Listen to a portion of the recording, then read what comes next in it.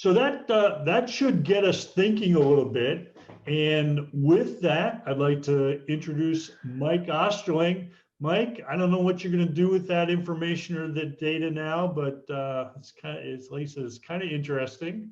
So with that, I'm going to turn you over for our last Thinkinar that you're going to be presenting for us. So Mike Osterling, please take it away. Great. Thanks, Eric. So what I'm going to do with that is say, man, we've got the wrong people in this Thinkinar. Because obviously everybody's, well, they're kind of neutral, which would imply they're doing some of it on occasion. They're at least aware of it or strongly agree. And there's only a few folks on the left side. And one of the things we're trying to do is make sure that, hey, when we go through especially complex, complicated, broad change, that we're deliberately thinking through this stuff. And so those of you, just as a real quick reminder, let me do one toggle screen here, and I believe everybody can, if you can't see my screen, let me know. So this is session 3 of the 3 parts Lean Thinkinar. And just as a really quick reminder, this model says there's 5 or really even 6 different elements of effective change. And if we don't address individual elements of that, of this model or for good change, we're going to end up with unintended consequences. If people don't understand the purpose, they're not going to understand why we're doing it. So they'll be confused. If they're not motivated, if we haven't worked on a WIFM for them, then the pace of change may not be as fast as we're looking for. If the people don't have the skills or the resources, boy, this is definitely going to result in, this is where a lot of the fear comes to the surface, manifests itself as maybe anxiety or frustration. And today we're going to talk about the action plan and employee engagement. If we don't have a plan, we're going to have people going off in a whole bunch of different directions. And if the folks aren't engaged, well, there's a long list of potential unintended consequences, beginning with, hey, we lack of ownership and lack of buy-in. So actually, this was a good part of our conversation the other day, or on Friday, for those of you who joined us, where we were talking about plan, do, check, act. And I'm going to say, hey, the 5th element of this model is planning, or an action plan. And what's PDCA without a plan?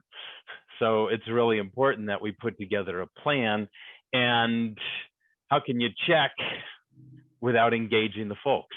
And so, and I won't say engagement is only involved in the engagement piece, but we really can't expect people to embrace improvement if we can't expect them to embrace improvement if they haven't been part of the process of improvement. So when we talk about the plan, I think some of the things we want to think about is, hey, what are a classic action plan? I mean, this is fundamentals of, you could call it project planning, if you will. But what is it that's supposed to happen, and what's the anticipated outcome? So it's not just about, it really should start with, what are we trying to do, or what's the intent of that action item? So the what is really the action items in the plan, and the targeted outcome is the purpose of that action item. And of course, with an action plan, we want to think about the who and the when. And you know, we don't want to turn this into a bureaucratic nightmare, a bureaucratic mess. We're not doing this just for the sake of doing it. I think it's very, very situational, and I've said that, I've had that disclaimer throughout. At a minimum, even for simple changes, we should be intentionally thinking about these 6 different elements. But if it's a big complex change, we need to document it. We need to write it out. Hey, this is a change that's going to roll out over the next 3, 4, 6 months or whatever. Hey, we've got to, there needs to be artifacts. We need something to hold ourselves to, and we need to have a means to communicate, because, hey, we can communicate. If it's a quick change, it's something that we're going to be putting in place over the next couple of days. Maybe it doesn't have to be big and formal and written out. But if it's going out over an extended period of time, hey, what we talk about today gets thrown in the dustbin with of our memories as we go into, the end of this week or next week or the week after. So let's document it so we've got something to hold ourselves to, and let's document it so people remember what it is that the other folks in the change activity understand what's going on.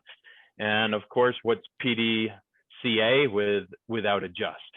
So our plan is a set of hypotheses, and the doing and the checking and the adjusting, I mean, that's the doing and the checking is execution of that, executing and evaluating that hypothesis. And if it's not taking us in the right direction, it's really important that we make those adjustments. So I'm a big believer in kind of nested cycles of plan, do, check, adjust.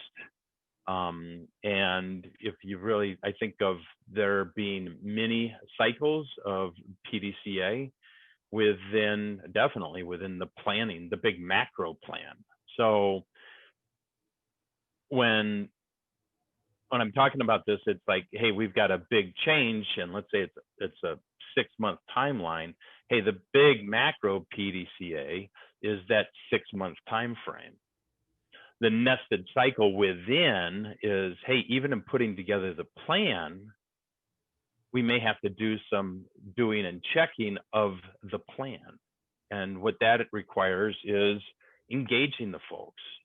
And that's why I think this model relatively well, and we talked about this in the earlier sessions also, was, it's kind of, don't take this too literally, but it's kind of step 1, 2, 3, 4, 5 as we go through purpose, motivation, defining the purpose, identifying motivation for the folks, making sure they have the skills and the resources, and putting together the big plan.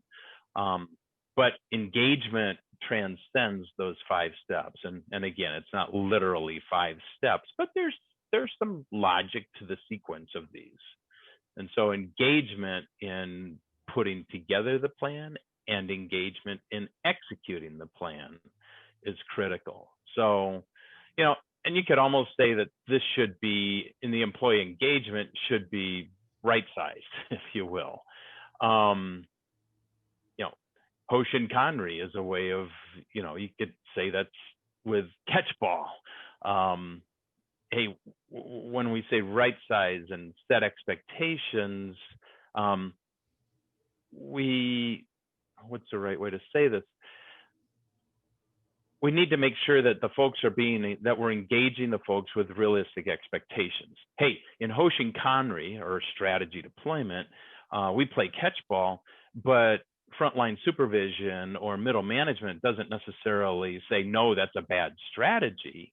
They might say, hey, these initiatives or the action items don't connect well with that next level up strategy or layer in strategy deployment.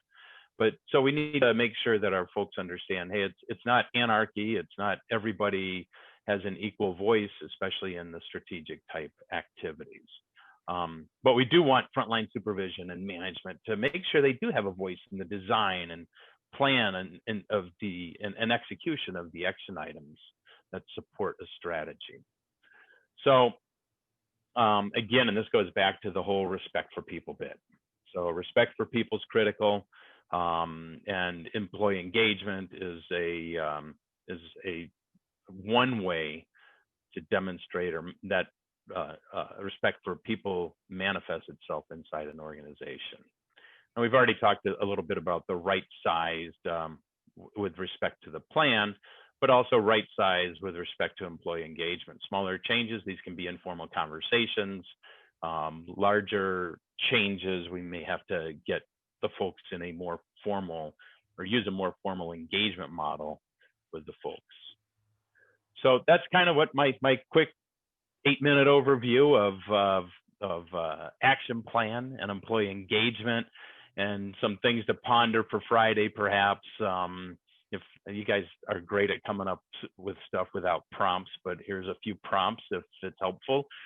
Thinking about planning and engagement, how do you draw the line on how much say the employees have when we're engaging them? Again, we don't want to give total, randomness and chaos. Or maybe you can think about, of the six elements that we've been discussing in these three sessions, which do you think is the most critical or the most difficult? And as Eric was saying before, if you have some thoughts for deeper conversation on Friday, if you can use the Trello board, that's a great way to help us with a running start. So just as a final note, hey, I really want to thank everybody for participating in this. I want to thank Eric and the Central Coast Lean team for hosting this and creating a dialogue or a sharing forum where we can all learn from each other. I learn as much from you guys. I probably learn more than you guys learn from me, because there's a whole bunch of you that are contributing, and I hopefully these conversations have given you something to think about with regards to reducing fear and reducing resistance to change. So with that, Eric, I'll turn it over to you. And thanks a lot, everybody. This has been a fun experience for me. Okay, thank you, Mike. And Mike, you want to go ahead and stop sharing, at this point? That'd be good. And yeah, thank you for that, Mike. It's excellent, excellent as always. I appreciate what you're sharing with us.